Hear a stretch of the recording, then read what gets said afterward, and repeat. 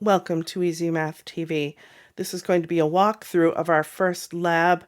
The first lab is titled Introduction to R and RStudio. There's a lot going on in here that we're not going to be able to cover in the video, so I'm going to focus on the important pieces that are needed for the 3 exercises that that are needed that are part of the main point of the lab. So the main issue here is like what is going on with the data that we're looking at, and what kinds of questions are we interested in answering.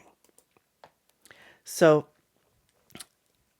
now I've switched over to my Posit Cloud, and this is a new project. I created a new RStudio project that's just a blank project here. So this is what you should see when you just open a new RStudio project. You'll see the console on the left. You'll see your data environment up here is in the upper right. And then any files that you might have had. So I've got a couple files here that you won't be seeing. They're just things that I created to make this video a little easier to make. But basically, you won't see these two .r files. And then next to the Files tab is the Plots tab. We're going to see any of our plots will appear there. Okay, so everything that you read in this document explains a lot of that. So, but I just want to walk you through like what are the essential things that you need to be doing in this particular lab. So I'm going to open a file here called Lab1 walkthrough, and these are just some things I'm going to just it'll just make things simpler to copy and paste the code down here into the console. So the first command that I'm going to type in is going to get our data that we're interested in. We are looking at baptism records for the City of London from 1629 to 1710. So there was a doctor that actually collected all of this data. It was put into a book, written down, and it's basically lasted all of this time. So it has survived all of this time. So the data itself has a name. It's called Arbuthnot. That was the name of the doctor. And if I click on the little triangle in front of it, we can expand it to see what kind of is contained in there. But we can also just display it in the console by typing the word Arbuthnot right there and hitting enter. And that will type it out for us. So basically prints it out. So that is what the data itself looks like. It looks like I might have just copied that from an Excel document, like just columns and rows of numbers. So we can see that there are, each row here is what we call a record. You can call it a record. You can also call it an observation. So those are each time we recorded the number of boys and the number of girls was subsequent years. So like year 1629, year 1630. So each one of those is considered to be an observation. And then, and what were we keeping track of? We were keeping track of the year, the number of boys, and the number of girls that were baptized. And at the time, there wouldn't have been any infants born that were not baptized. So baptism records are a good record to look at if you wanted to know, like how many births there were, and how many boys were born and how many girls were born, because that was information that was recorded. So if you wanted to know the size of your data, you use the statement DIM. That's DIM for dimension. It's just short for dimension. So DIM parenthesis Arbuthnot, close parenthesis, hit enter, and that tells us that there were 82 rows and 3 columns. If we use a function called names, the names function will tell us what the variable names are in our data. So the variable names are year, boys, and girls. And we can actually see that up here in the environment pane as well. So that's consistent with the environment pane. When we want to perform a calculation or refer to just a single variable, we use the $ symbol. Right after the name Arbuthnot, we would say Arbuthnot $year for if we just wanted the year, for example. And then the same thing for the boys and the same thing for the girls. So exercise 1 says, what command would you use if we wanted to extract just the counts of girls baptized?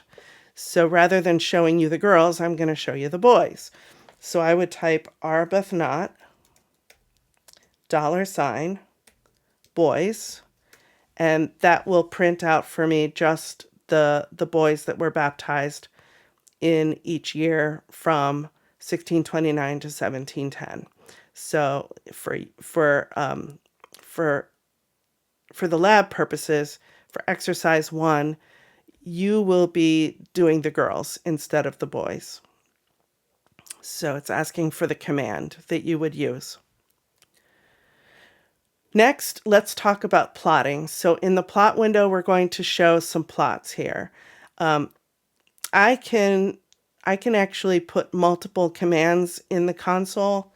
So if I copy those two and paste, we can actually execute both of those commands at the same time. And those are two plots. So in the plots window, I'm only seeing one of them though. So I have to click on the blue arrow keys at the top of there, it's kind of small, but we can zoom in or zoom out if you wanted to see the plot a little bit bigger, a little bit smaller. But basically these arrow keys here will navigate from one plot to the next. And the number of boys baptized versus the number of girls baptized is very similar every year. Okay, so exercise 2 or question 2 said, is there an apparent trend in the number of girls baptized over time, over the years? And then how would you describe it?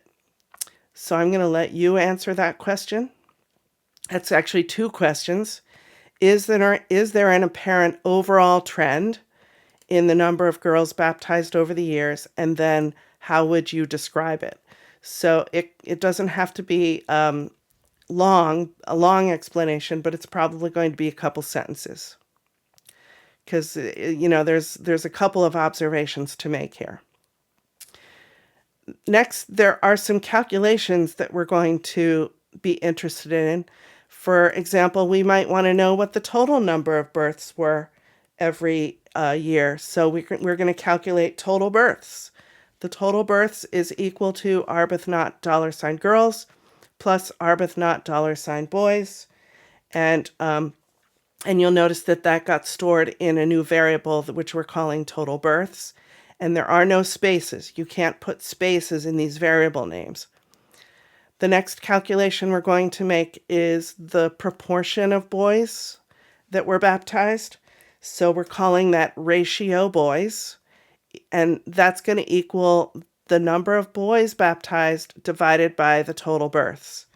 So I'm going to copy and paste that into the console down here. So the proportion of boys is the number of boys divided by the total. And you'll notice that those are decimal values. If we were to convert them to percentages, the first number, well, let's just print it here. So ratio boys, printing it, these are all the ratios.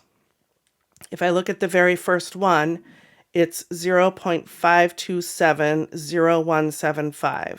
That's what it rounds to that many digits. But as a percent, that would be about 52.7%. So in 1629, 52.7% of all infants baptized were boys. And we can see that all of these numbers are numbers that are slightly larger than 50%, which is interesting. So we can then make a plot of that. Now, we've already made a couple of plots. So if I hit my up arrow key and I hit it multiple times until I get a plot command, what we can do is we can just edit that command there to be what I want it to be. So I'm going to change the Y value. The X value in both plots that we're making now is going to be year, but the Y value, let's do total births for the first one. And for the second one, let's do our ratio boys.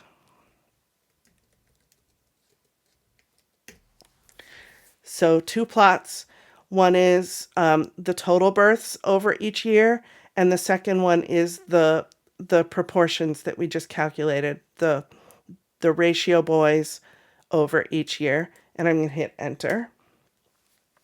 Okay, so that's a little bit hard to see, so I can expand that a little bit to make it look a little bit more readable. But it's going to be your job then to kind of interpret what you see in that graph. There's your y-axis, which are the actual proportions, and then the x-axis is the years.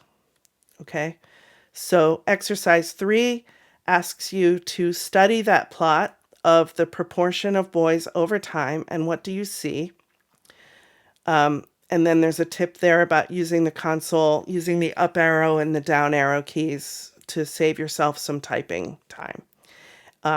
All of what you just saw there, everything that we did can be, you can select that entire series of code, and you can copy and paste that into a Word document or a text file that you want to submit with your lab. You can also export all of these plots that you see here, as many of them as you want. So if you want to include all of the plots and just put a sentence underneath each one that explains what they are, we're going to export. We want to save them as an image file first. So let's save them as a JPEG. I'm just going to do this one to show you.